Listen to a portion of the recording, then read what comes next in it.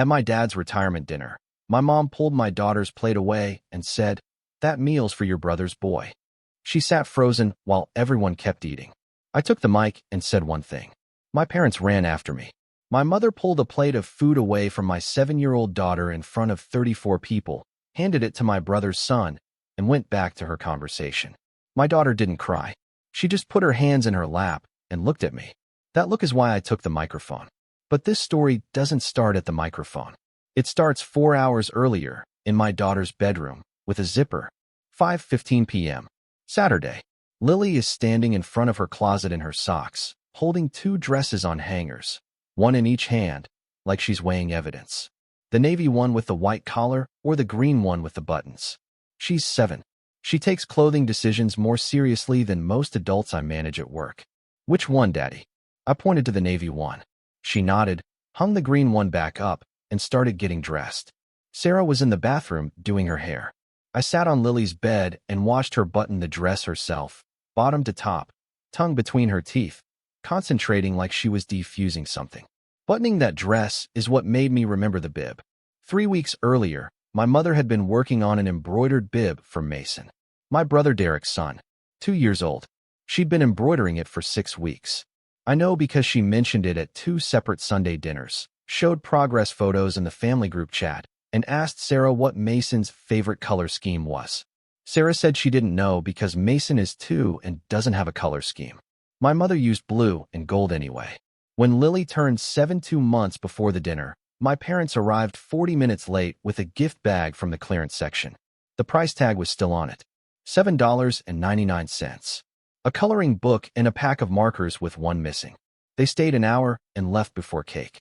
Lily blew out her candles and didn't mention that her grandparents had already driven away. Mason's 2nd birthday, 3 weeks after Lily's 7th. My mother planned it for 6 weeks. Custom cake from a bakery downtown, $180. Matching outfits for the photos. A professional photographer for $400. A themed banner she hand-painted. Lily saw the photos on my mother's Facebook page. She was sitting next to me on the couch when I was scrolling.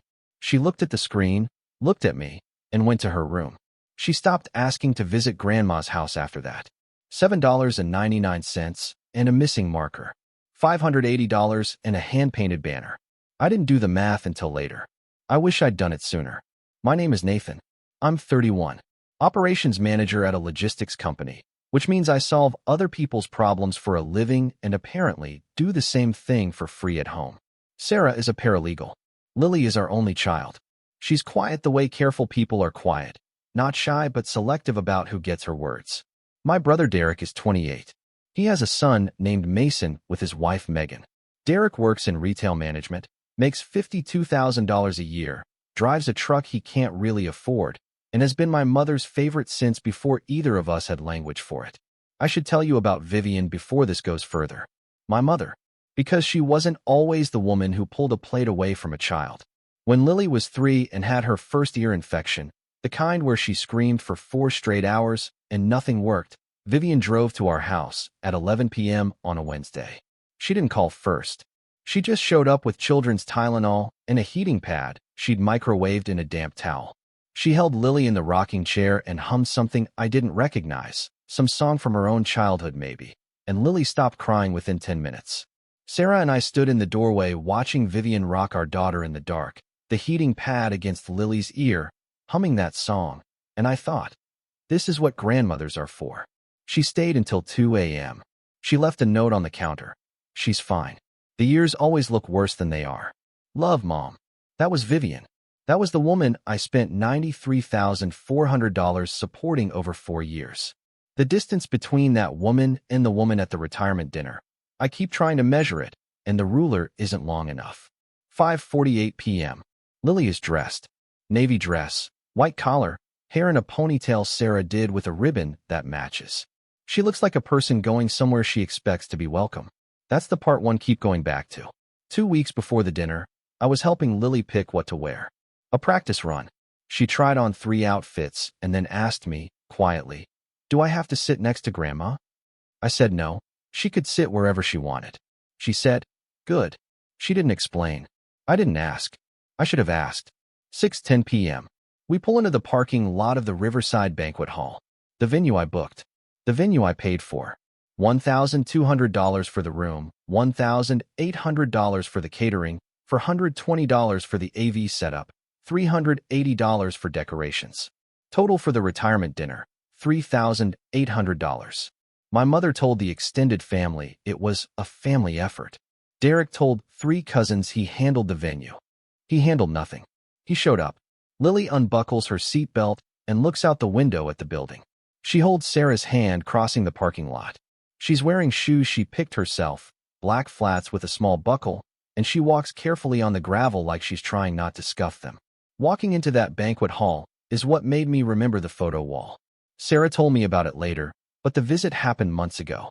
She was at my parents' house dropping off Glenn's prescription refill. While she waited, she counted the photos in the hallway. 21 framed photos on the wall. 15 were Mason. Birthday Mason. Christmas Mason. Mason at the park. Mason sleeping. Mason in the bath, which seems like an odd thing to frame, but nobody asked me. 4 were family group shots from holidays. 2 were my parents' wedding and anniversary. 0 were Lily alone. 0 were me alone. Sarah took a photo of the wall on her phone. She never showed me. She was building a file the way paralegals build files, collecting evidence for a case she hoped she'd never have to open. She opened it the night of the dinner. I should mention the name thing, because it's small, and that's what makes it loud. In the past year, my mother has called Lily by the wrong name 3 times. Twice she called her Maddie, which is Derek's wife Megan's name. Like Lily was so peripheral in her mental filing system that she got sorted into the wrong folder entirely. Once, at a family barbecue in July, she introduced Mason to a neighbor as my grandson. When the neighbor looked at Lily and said, "And who's this little one?" my mother said, "That's their daughter," pointing at me and Sarah. Not my granddaughter. Not Lily's name. Their daughter. Like Lily belonged to a different category than grandchild. Lily heard it.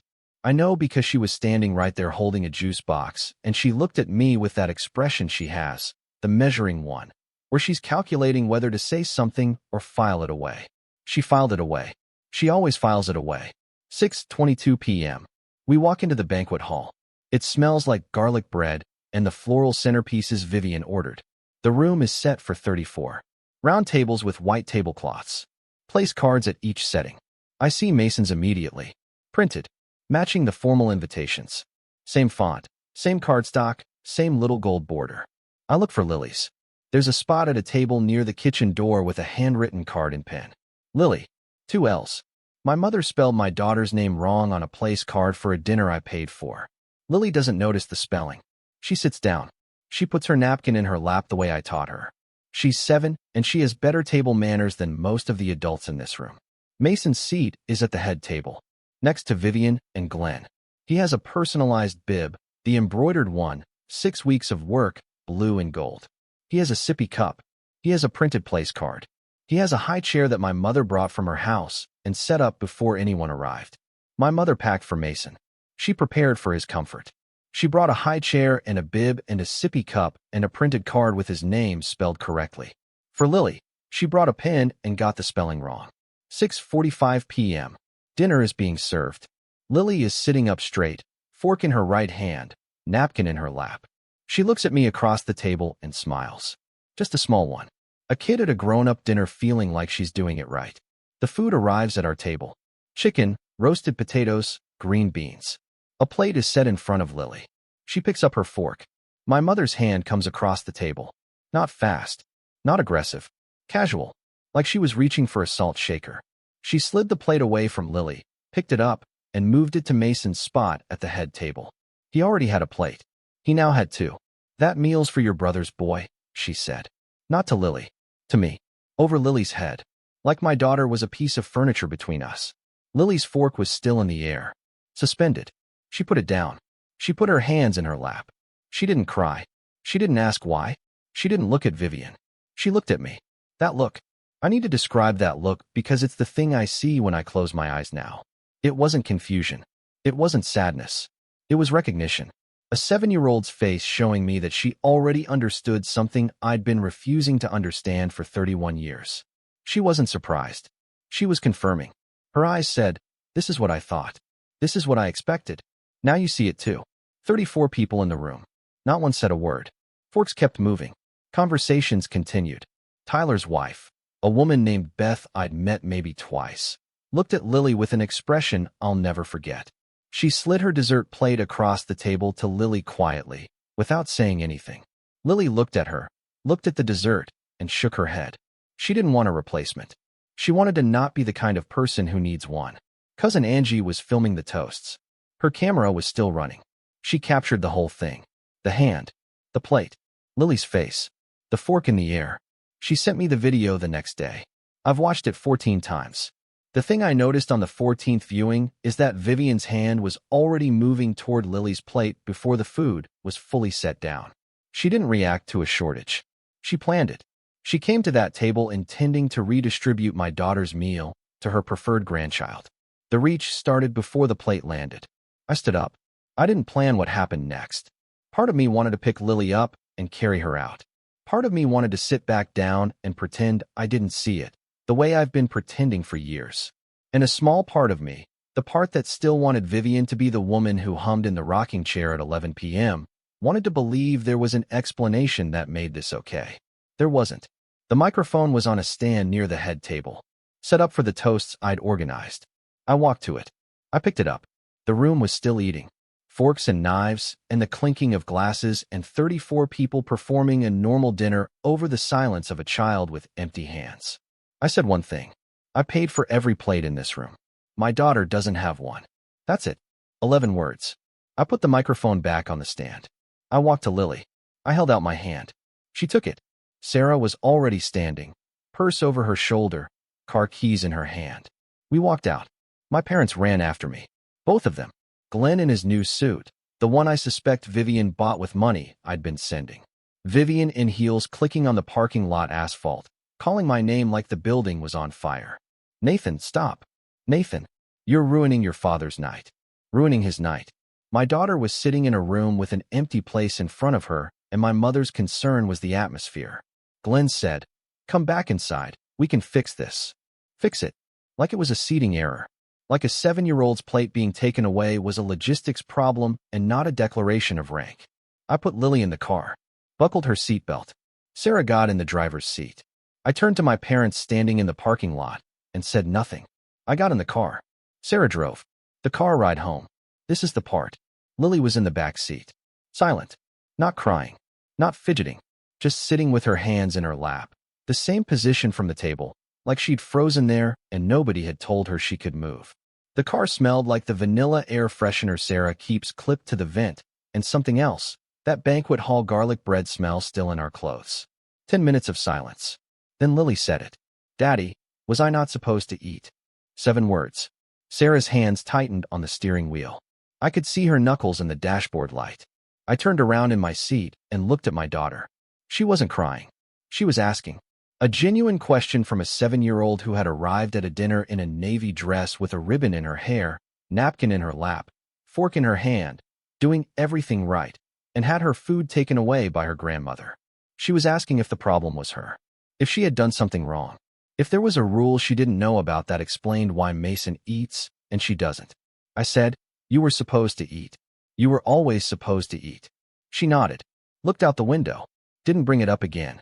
Part of me wanted to turn around and drive back to the banquet hall and say every word I'd been swallowing for 31 years. Part of me wanted to call Vivian and hear her explain it in a way that made it smaller than it was. And a small part of me, the part one sat with in silence for the rest of that car ride, wanted my mother to be the woman in the rocking chair again. The one who showed up at 11 p.m. with a heating pad and a song. The one who left notes that said, "Love, Mom." I wanted that woman to be the real one, and this one to be the mistake. But the rocking chair woman wouldn't have taken a plate from a child. That woman was gone, or she'd never been the whole picture, and I don't know which of those is worse.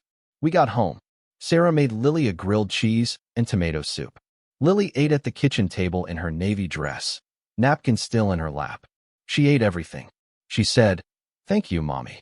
She went to her room. She changed into pajamas. She brushed her teeth. She went to bed. Sarah and I sat at the kitchen table after Lily fell asleep. The grilled cheese pan was still on the stove, butter congealing at the edges. We didn't talk for a long time. The house was quiet except for the refrigerator humming and a dog barking somewhere down the street. I could still smell garlic bread in my jacket. I took it off and hung it on the back of the chair, and I didn't wear that jacket again for 3 weeks. Sarah opened her laptop. She turned it toward me. The spreadsheet. For years of data. Every dollar I'd sent to my parents, logged by date, amount, and description. Sarah had been building this since before Lily's 5th birthday, the year she first noticed the gap. Mortgage supplements. $1,400 per month for 48 months. $67,200.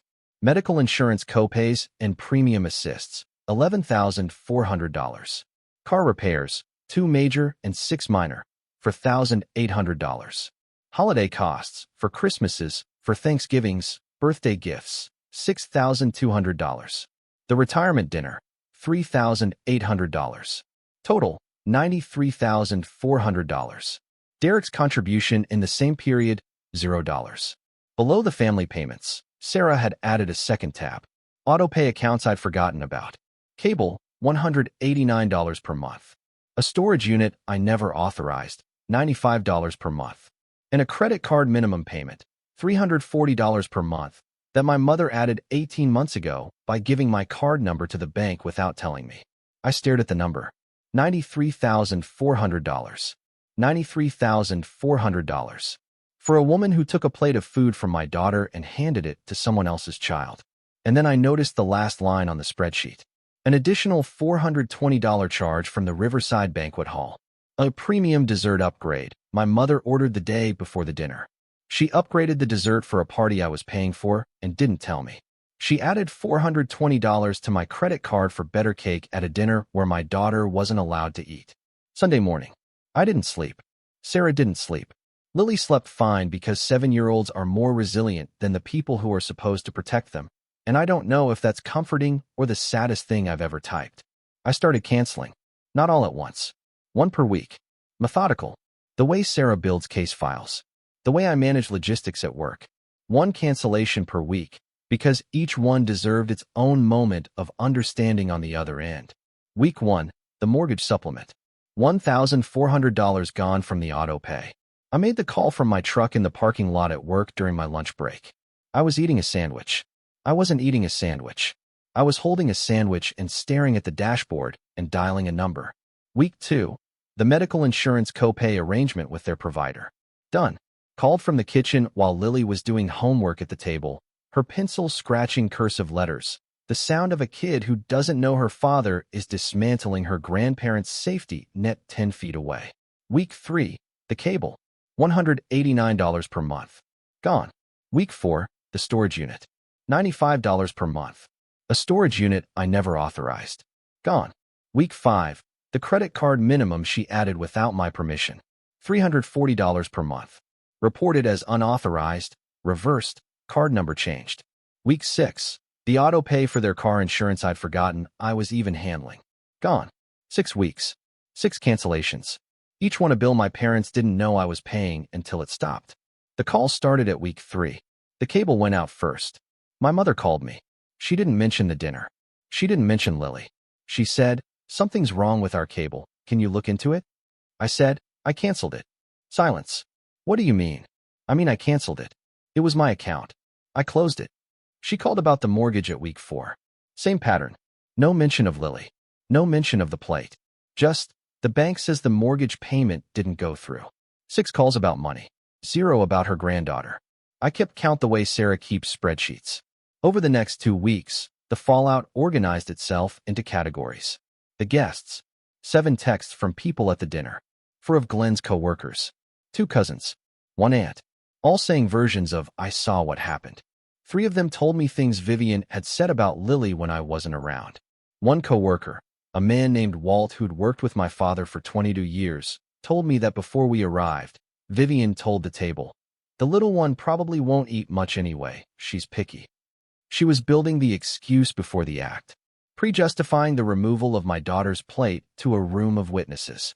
Walt called Glenn directly a week later and said, "I've known you 30 years, and I've never been ashamed to know you until Saturday." His wife sent Sarah a message saying she almost intervened when the plate was pulled but froze. Walt told Glenn that 2 other colleagues had discussed it at work. Glenn's retirement, the night meant to honor 30 years of service, was now a story about his wife humiliating a grandchild. Angie sent me the video, the full recording. I watched Vivian's hand reach for the plate. I watched Lily's face. I watched 34 people keep eating. And I noticed something on the 14th viewing. At Mason's place setting, there was a framed photo. A small one, propped against his sippy cup. Vivian and Mason from last Christmas. She'd brought a framed photo of one grandchild to set at the table of a dinner attended by both grandchildren. The empty chair photo was worse. Sarah's candid from during the toast showed Lily's spot in the background. No plate. No utensils. No place card at all by that point. Mason next to her with the full setup, bib, sippy cup, framed photo, printed card. Lily's spot looked like someone had been cleared away. Removed. Like a setting for a guest who'd been uninvited. Megan called. Derek's wife. 10 days after the dinner, she called Sarah crying. She said she'd been watching this for 3 years and staying quiet because Derek told her to. She said Vivian keeps a calendar of Mason's milestones but has never once asked about Lily's. She said the embroidered bib took 6 weeks. 6 weeks of evening work for one grandchild. 0 for the other. I should have handed Lily my plate, Megan said. She was the second person to think of Lily's plate. Beth, the stranger at the dinner, was the first.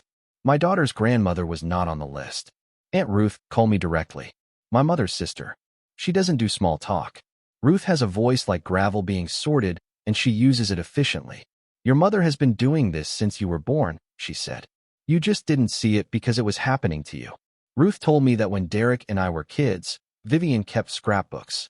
Derek's was 40 pages. Detailed. Captioned. Mine had 6 pages and stopped at age 4.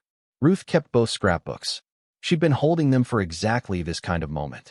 She offered to bring them over. I said not yet. I wasn't ready to see 6 pages. 3 weeks after the dinner, Lily drew a family portrait in art class.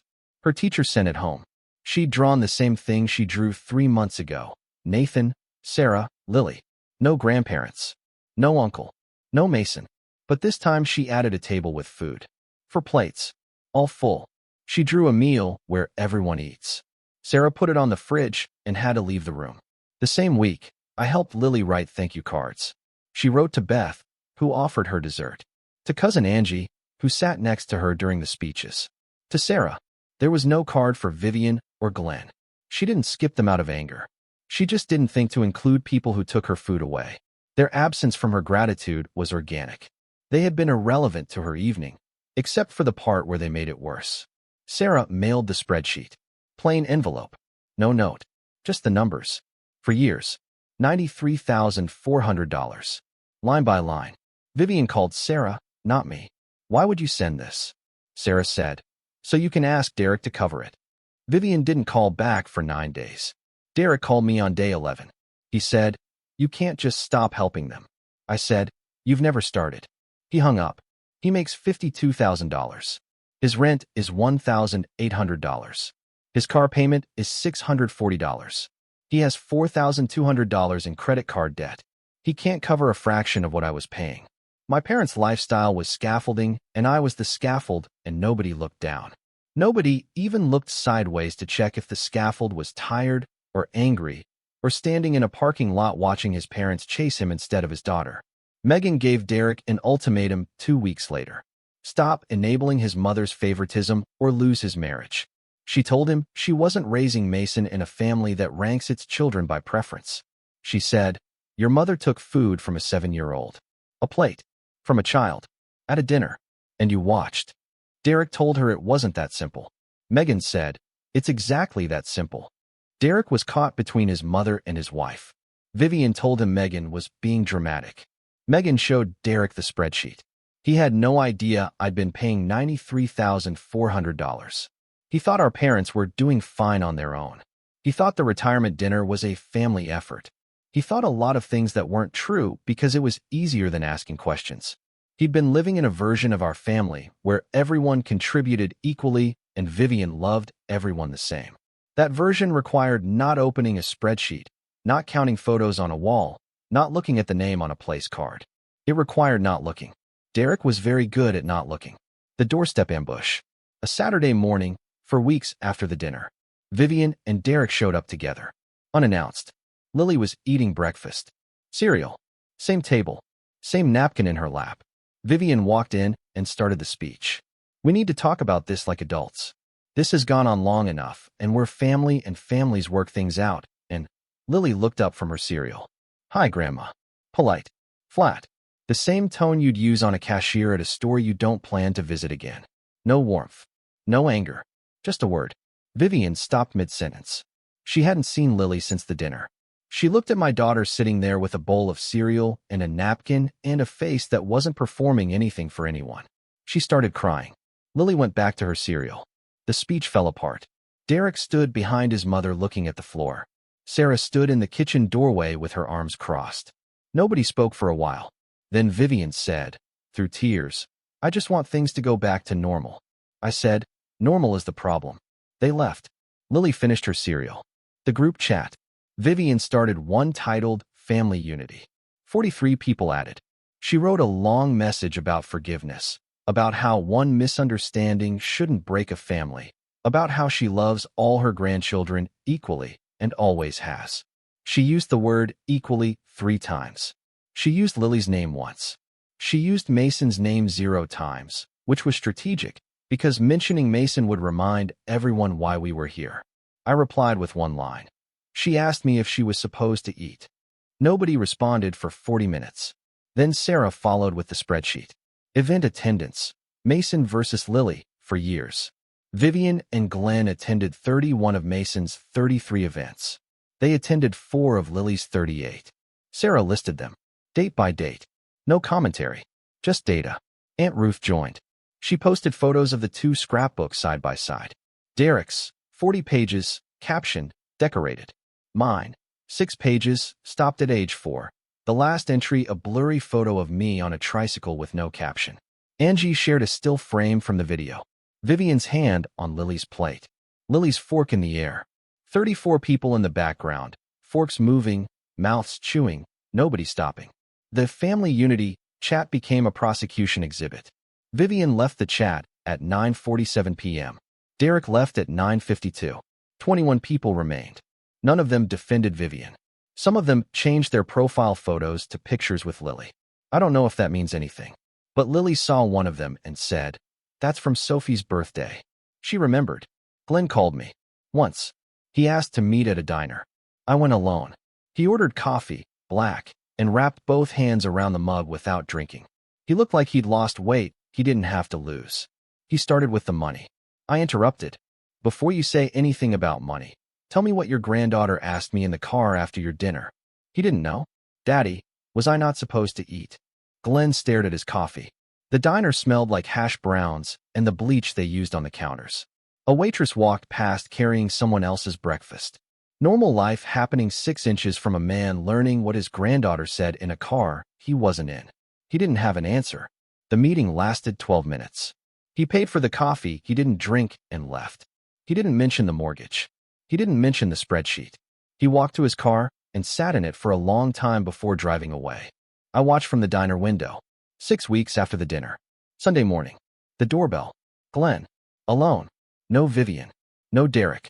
He was wearing a jacket that looked new or old and never worn. I couldn't tell which.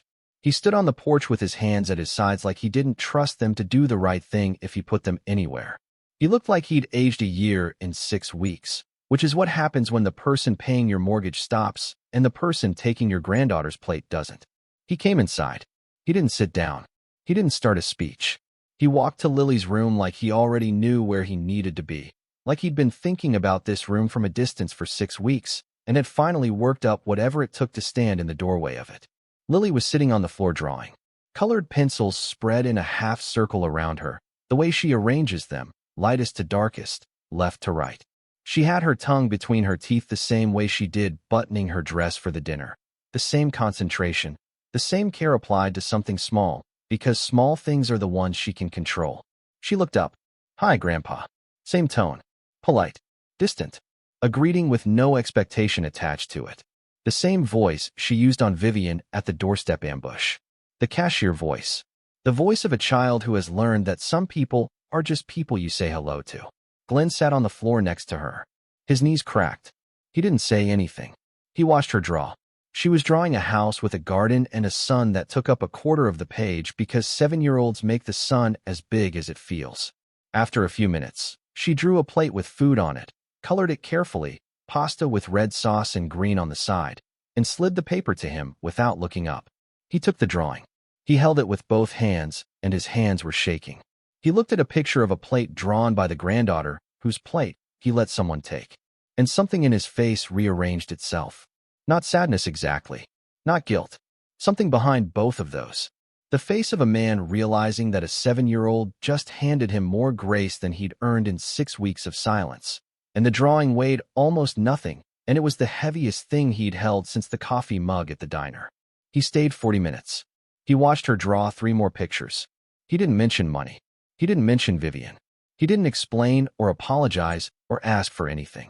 When he left, he folded the plate, drawing carefully, creasing it along the center with his thumbnail, and put it in his jacket pocket. He said, "Thank you, Lily." She said, "You're welcome." She was already starting a new drawing before the front door closed. Things are different now. Not repaired. Different. Glenn has come to 2 of Lily's school events since. He sits in the back. Doesn't bring Vivian.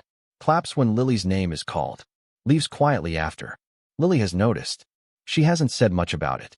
But last week she drew a picture of a man sitting in a chair at a school, and when Sarah asked who it was, she said, "Just Grandpa." Vivian hasn't come to anything. She calls every Sunday and talks about weather and recipes and never says Lily's name. Derek and I don't speak. Megan and Sarah text occasionally, short and practical. Megan sent a photo of Mason last week. Sarah sent one of Lily back. That might be the beginning of something, or it might be the whole thing. Last Sunday, dinner at our house. Lily helped set the table. She got 3 plates out of the cabinet. Then she stopped. Went back. Got a 4th plate. Then a 5th. She set them at the 2 empty spots. Fork on the left. Knife on the right. Napkins folded into triangles the way I showed her last year. Sarah looked at me. I looked at Lily. "Who are those for?" I asked. "Just in case," she said. She didn't say who. She didn't explain. She just set the places and sat down in her own chair, napkin in her lap, fork in her hand, the same way she sat at the retirement dinner before everything went wrong. Except this time, nobody was going to take anything from her. The plate stayed empty through dinner. Nobody came. Nobody sat in those chairs. But they were set. My daughter, who had her plate pulled away by her grandmother in front of 34 people, sets extra places at our table every Sunday now. Just in case. I've never told her to stop.